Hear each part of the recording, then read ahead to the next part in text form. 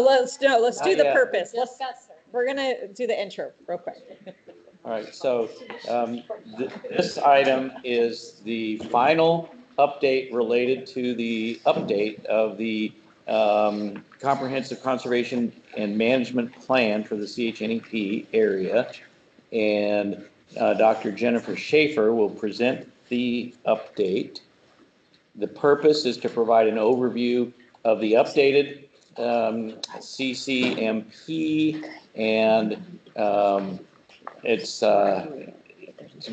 comments, it was submitted to EPA, comments were received, and so she'll tell us what the next steps are going to be. And this connection to the existing current management plan relates to all priority actions within the plan.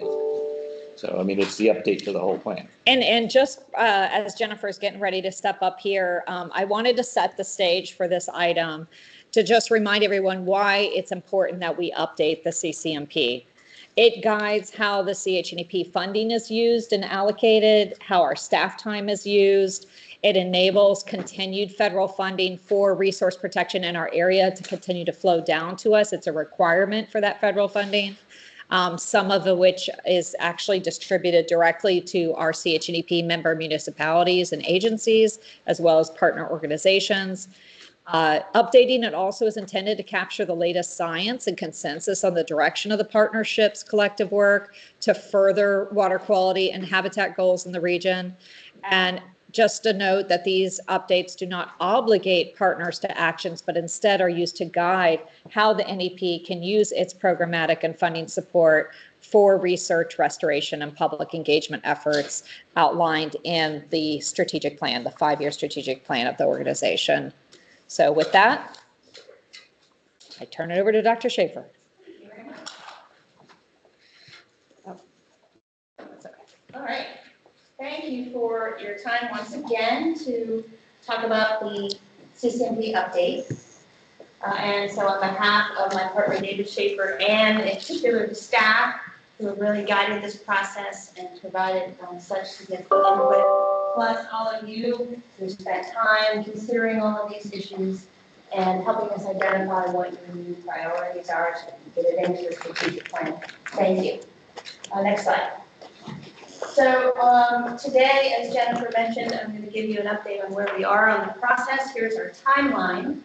You can see we started this early last summer, where we first brought this to you for ideas, wrote the draft, brought it back, made some more changes.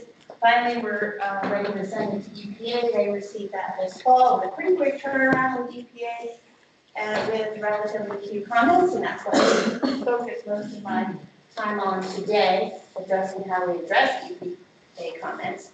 But not to bury the lead, EPA has approved the document, so this is the last time that we'll be talking to you about this, and you will be receiving, hopefully in the early spring, a shared desk copy of the beautiful CCMP. All right, next slide, please. Okay, just to refresh, and for new members, the CCMP is the strategic plan for the partnership. The plan is organized into 4 action plans, which address water quality improvement, hydrologic restoration, fish and wildlife habitat protection, and public engagement. Next slide. It is organized hierarchically like a strategic plan. So within each of the 4 action plans, there's background information describing sort of the existing conditions, what some of the challenges are, and that leads us to actions, which are then more specifically described, and the strategy is detailed in activities. So this is sort of what's included in each. And what that actually looks like once we put it all together with the 4 action plans, 15 actions, and 32 activities, next slide, looks something like this. This is an example of the entire strategy laid out, for example, for the public engagement action plan. So in this case, you can see along the left-hand side, there are 4 actions. There are 1, 2, 3, 4, 5, 6, 7 activities. The location of where that will happen, responsible parties, including the needs or co-needs, time frame, potential annual costs and sources, the benefits of doing that activity, and performance measures to track progress. So this is the level of detail in the strategy for each of those 4 action plans. Next slide. So I want to focus on really what's new. This was an update to the existing CCMP, which itself was pretty much a total rewrite from the prior CCMP. So we've added strategic framing to the strategy to emphasize and kind of draw the threads throughout all 4 of the action plans to point out sort of the themes that drive our collective work. Nature-based solutions, resilient systems, climate change, bioindicators, and environmental indicators. So there's much new work in each of these areas that are really important for underpinning decisions and coordinating our work, and so we really pointed that out throughout the document. Next slide. We've also added a fair amount of new content, new and emerging issues, as well as new interests from the partners. PFAS, the perfluorocarbons, which are a rising concern for water quality. Ocean acidification, new findings and new work there specific to Charlotte Harbor State in general. Macroalgal blooms, these are a rising concern. Mitigation of harmful algal blooms, HABs. Clam restoration, a lot of new work in clam restoration, above and beyond oyster restoration.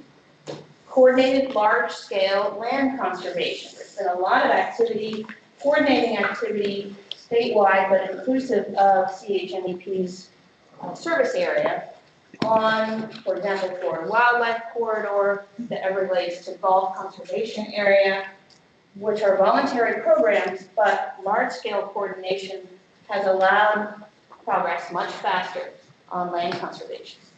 Post-disaster coordination. You might have noticed a couple of hurricanes move through in the last couple of years, and CHNEP has taken on a new role in helping coordinate the response among partners, as well as bringing in federal resources to the area. And finally, Water Atlas 2.0. The Water Atlas, as you have heard, has been totally reorganized and rebuilt around resource pages with new emphasis on climate change. So this is also a new and big deal. Next slide. Substantively, we added 5 new activities across the 4 action plans. There's a new water quality activity related to harmful algal blooms. In this case, 5.2, which is to support methods for early detection and mitigation of HABs.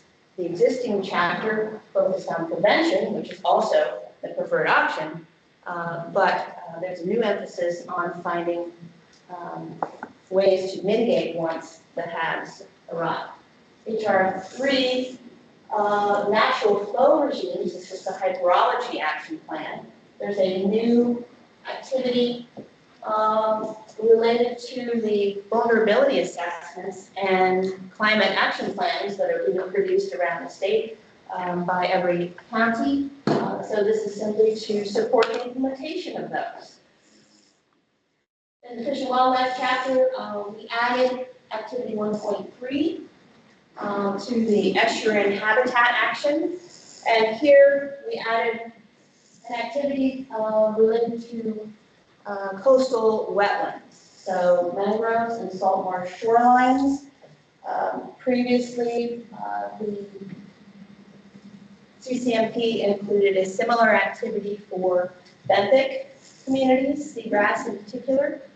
And so adding a mirrored activity related to shorelines, particularly in the face of sea level rise and coastal development, to be able to track those changes and monitor what's going on with those important habitats.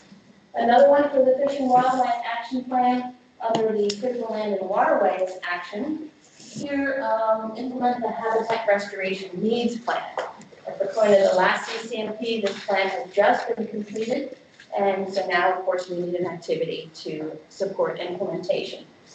This is a plan that helps identify land acquisition opportunities, in particular coastal areas that could support upward migration of coastal marshes. And finally, in the public engagement chapter under PE3, partner collaboration, we have added that particular role of the CHNEP now to help coordinate partner responses to disasters and other episodic events. So that's what's new.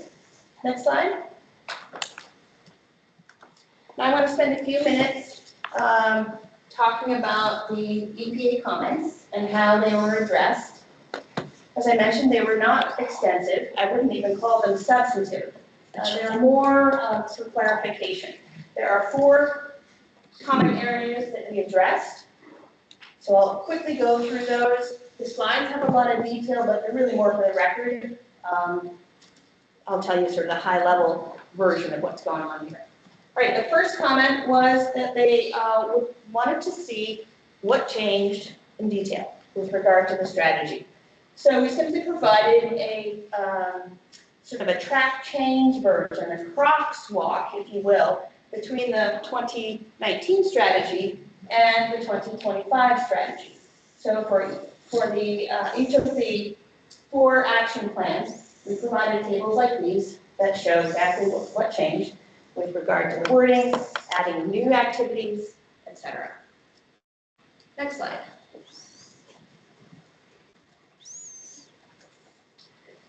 They also wanted us to include in the draft that they were looking at the updated graphics for our action plans at a glance. All this information, of course, was included in the text, but they wanted to see those updated graphics. So as I've shown this to you before, each action plan has one of these nice layout graphic tables that summarizes the entire strategy. So we added that update into the actual text. Next. They also noticed that for 12 of the activities, we had not specifically identified a lead responsible party. In part, that was because there was no single lead. There were a whole bunch of partner organizations that were working on this. Nevertheless, we went back through and identified co-leads for all of the activities where it was not explicit. So I'll just blow through these. There were 2 in the Water Quality Action Plan where we identified co-leads. And let me just mention that for the most part, we did not change who the partners were. We just pulled out those who are taking a leading role, dedicating resources, dedicating staff, dedicating their own strategic planning to these activities. Next. Here's the changes we made for the Hydrologic Restoration Action Plan. We updated 2 of the activities by identifying co-leads. Next. Fish, Wildlife, and Habitat Protection Action Plan. Again, just updating, providing the parentheses of who the lead partners are. Next. A few more for the Fish and Wildlife Habitat Protection chapter, including the new activities. And finally, the Public Engagement Action Plan, updating a few of those activities, specifically identifying co-leads under the responsible parties heading. All right, the 4th comment that EPA had, and this was not explicitly required by the EPA process, but I think it's something they're sort of moving towards, is to really sort of tune these CCMPs to addressing climate change. So they wanted us to go through the entire strategy and explicitly pull out those activities that not just our usual BMPs, our usual management solutions, but those activities that are pretty specific to adapting or mitigating climate change. So that wasn't too hard. We simply pulled these out and wrote a little introductory paragraph in the front of each action plan saying, here's our strategy, here are the specific things we're doing to deal with climate change. And so I won't, again, read through all of these. There were a couple in the water quality action plan related to sampling, and another one related to wastewater infrastructure, and the hydrologic restoration action plan related to hydrologic modeling and designing nature-based restoration solutions, as well as including the need for resiliency in all of the hydrologic restoration projects. Next slide. There were a few under the Fish and Wildlife Habitat Protection Action Plan and the Public Engagement Action Plan. Here they are. For Fish and Wildlife, protecting habitat migration corridors vulnerable to sea level rise. So this is again about those areas identified in the habitat restoration needs plan that would be appropriate for marsh migration, and promoting living shorelines as an alternative or addition to hardened seawalls. And then the public engagement plan, continue hosting the Southwest Florida Climate Summit. It's very explicitly focused on climate, as well as the new activity related to coordinating partners' activities after episodic events or climate-driven disasters. Next slide. Last slide. So, good news is, after submitting all of those comments, EPA quickly approved the entire document. A formal letter was forthcoming. That's included in your packet, I believe. And if you're interested in seeing any of the detailed EPA changes, the change table is also in your packet, this colored one. The new changes for the EPA are right at the top with the blue coding, the first page. And if you want to review who we designated as the co-leads during that exercise, the second handout, the two-page table, identifies where we made changes to the document to identify co-leads. Again, partners didn't really change, we just sort of assorted them. All right, so congratulations on the EPA approval of your new CCMP. This will take us another 5 years down the road, 2025 to 2029. And so now, as always, it's up to you. And I will let Jennifer talk to you about what that means. What does implementation mean? Thank you very much for participating in this process with me. It's been a lot of fun. And good luck. Thank you. Thank you, Dr. Shafer. Yeah, and just to add that there are copies of the latest revised CCMP text.